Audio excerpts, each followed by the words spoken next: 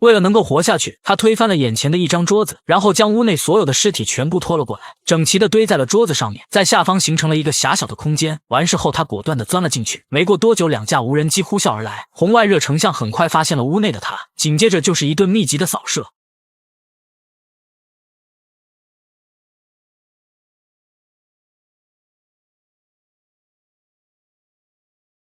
女孩的操作成功帮他挡过一劫，而这正是由史泰龙参演的新电影《警报站》。虽然龙叔已经年过70，但老当益壮的他依然能打，面对一群全副武装的雇佣兵毫无压力，一梭子下去全部撂倒。那么话不多说，咱们正片开始。位于波兰的一处度假村内，男主乔和女邻居布里正在这里散步，但突然他们听到了一阵剧烈的响动，意识到不对的乔马上赶了过去，却在森林中发现了一架坠毁的飞机。以防发生危险，乔让布里带着众人先行离开，但布里表示自己是名医生，可以留下来帮忙。随后两人来到了坠毁的飞机旁，看到了机舱内已经丧生的飞行员，从死相判断应该是遭到了枪击。乔注意到了其中一人脖子上的标记，立刻意识到这是一名特工，他很清楚这个标志属于哪个组织。显然这并不是一起简单的坠机事故，但乔没有注意到飞行员手中的对讲机是打开的，好在被布里及时发现。乔立刻取下对讲机扔到了一边，但还是晚了一步，因为他们的谈话已经被神秘组织截取到。 He's one of ours, and he's been missing for 5 years. Where are they? Poland.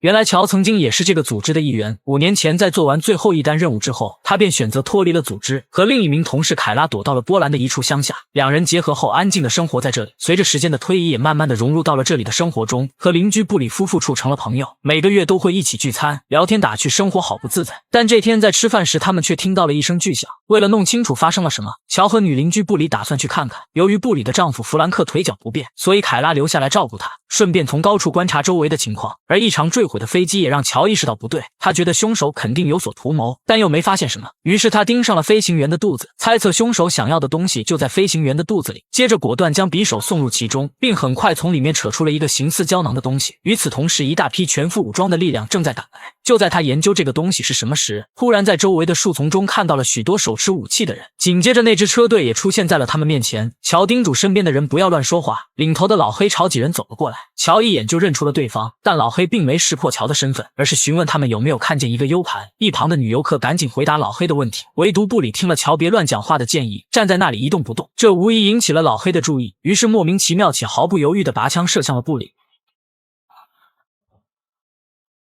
紧接着又将枪口转向了乔，但乔非常的冷静。老黑问他手里拿的什么，乔只是皱了下眉头，并没有回答。老黑有些失去耐心了，于是命令手下干掉这里的所有人，但他似乎低估了乔的实力。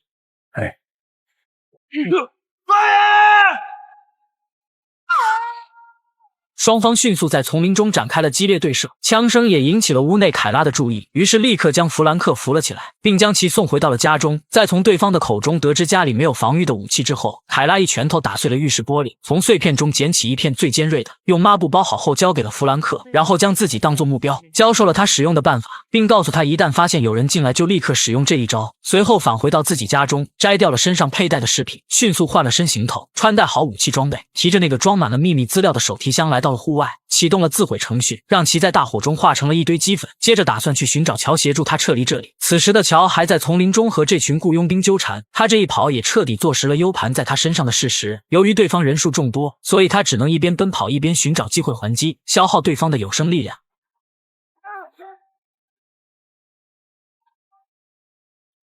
但手中只有一把武器，弹药有限，于是乔想到了一个办法。等到雇佣兵骑着摩托追来之时，乔则迅速躲了起来。在对方靠得足够近之后，乔迅速出手将他打翻，然后冒着枪林弹雨扶起了摩托，并快速扭动油门离开了战场。失去目标的老黑只能将情况报告给上司。由于 U 盘里装的东西事关重大，所以上司联系上了负责那片区域的特工切斯特，让他不惜一切代价找回 U 盘，顺便干掉那2名叛逃者。拿回 U 盘可以，但杀死乔，切斯特还是有些不情愿，因为他和乔曾经一起工作过很多年，可上司下了死命令，切斯特也只能无奈接受。与此同时，逃离的乔则重新返回到了小镇，这里藏着他和切斯特当年一起工作时的一个据点。他先是找了些吃的东西填饱肚子，然后将电话打给了上司，谎称自己亲眼看到老黑杀死飞行员，拿走了硬盘，但其实 U 盘一直在他的手上，还表示自己愿意帮他追回 U 盘，作为交换的条件，事后总不得放过他和妻子，不能继续无休止的追杀。上司听后觉得这个条件可以接受，于是便同意了乔的建议。另一边的凯拉没找到到乔后，又重新返回到了弗兰克的家。他现在很清楚那群雇佣兵肯定会找来这里，于是将腿脚不便的弗兰克塞到了床底下。直到现在，弗兰克还不知道发生了什么。果不其然，没过多久，那支雇佣军小队就找了过来。凯拉也已经躲在墙后做好了准备。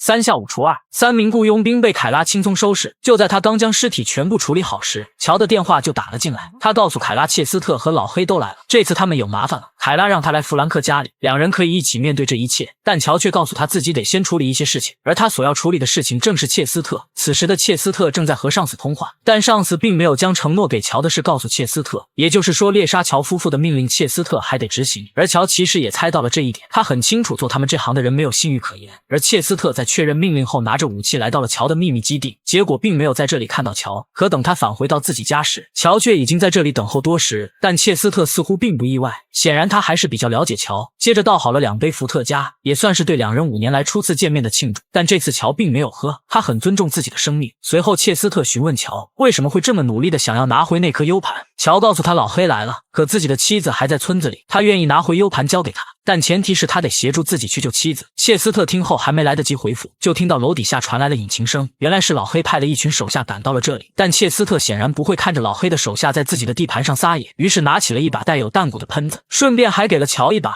而这时那群雇佣兵刚好冲了上来，轻松愉快的解决战斗。这群人都是老黑找的承包商，都不愿意卖命，遇到困难立刻将电话打给了老黑，要求他们过来支援。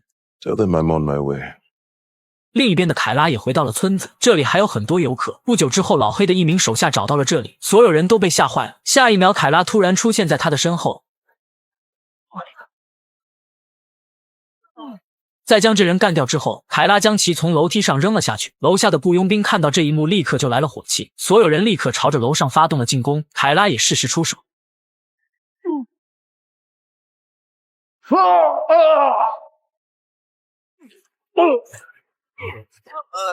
但就在他准备捡武器之时，身后又突然出现几人，这下凯拉只能乖乖举手投降。对方见凯拉是个女的，于是便打算上前搜身，而凯拉则将手伸向了自己的头发。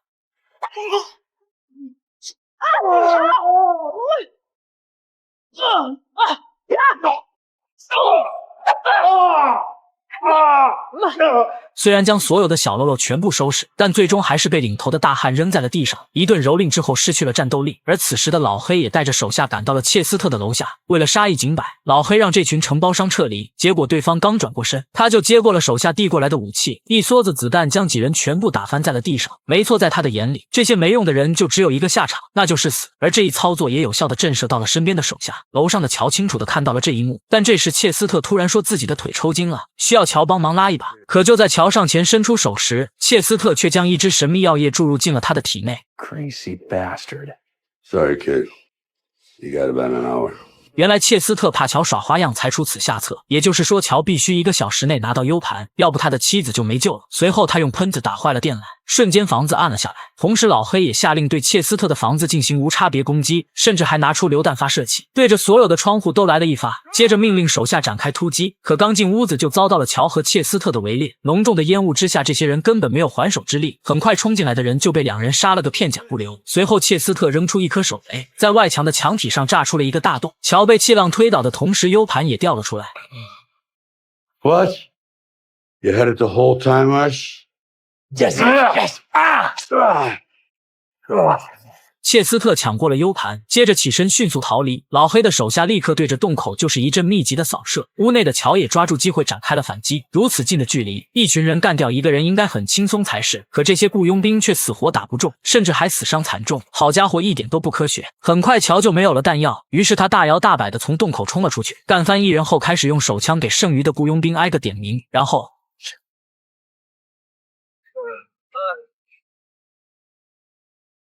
乔刚刚反应过来，老黑便出现在身前。乔不紧不慢地靠在了一边，而老黑也收起了武器。乔说东西被切斯特拿走了，但老黑听后却并不着急，而是告诉乔他也被人算计了。原来那2名飞行员就是上司派他去杀的，因为知道那2人手里有 U 盘，所以上司派他去拿回来。但人杀了 U 盘却没拿回来，所以上司便打算干掉所有知道这件事的人，让一切真相石沉大海。可不巧的是，计划被老黑得知，所以他现在的首要目的不是 U 盘，而是活下去。这下两人算是有了同一个目标，打算一起合作破开这无解的局面。与此同时，另一边的凯拉也被雇佣兵控制，为了让凯拉引出乔，对方拿走了他的通讯器，还要求他打电话给乔。为了打消对方的怀疑，凯拉刚开始表现出了很不配合，眼见时机差不多了，于是接过通讯器开始输入号码。但几人不知道的是，凯拉输入的是一套自毁程序。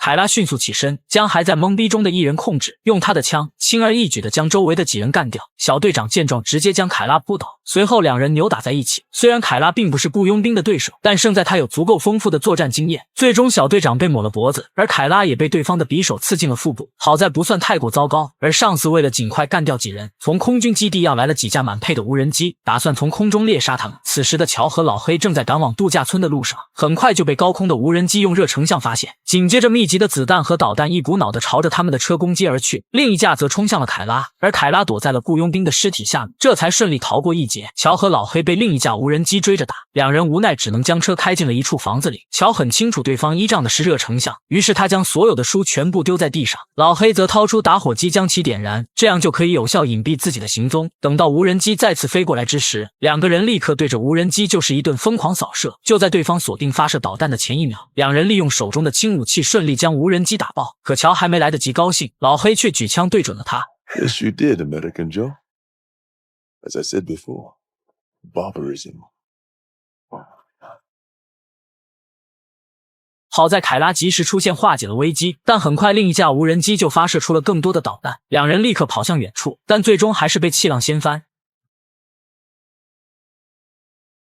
第二天天一亮，乔带着凯拉回到了村子。凯拉有些累，于是就打算坐在旁边休息一下。这时切斯特却突然走了出来，原来他知道乔剩下的时间不多了，作为老友打算过来送他一程，但没想到乔看着没事，而他自己却莫名出现了乏力感，连枪都拿不住了。原来乔当时在返回秘密基地时，意外注意到了死去的飞行员，因为在切斯特的楼下，乔猜测可能是切斯特干的，于是就在切斯特出门找自己时，潜进房间找到了毒剂并进行了更换。而切斯特之所以中毒，是因为乔在他上厕所时将毒剂倒进了他的酒里。切斯特知道真相后拿出了解药，却被乔一把夺了去。 Fuck it. I deserve it. You win. Let's take off. 但最终他还是将解药还给了切斯特，因为他很清楚接下来上司一定会对他展开猎杀，而他现在需要队友，切斯特无疑是最合适的人选。两人达成了协议，接下来将一起同生共死。此剧结。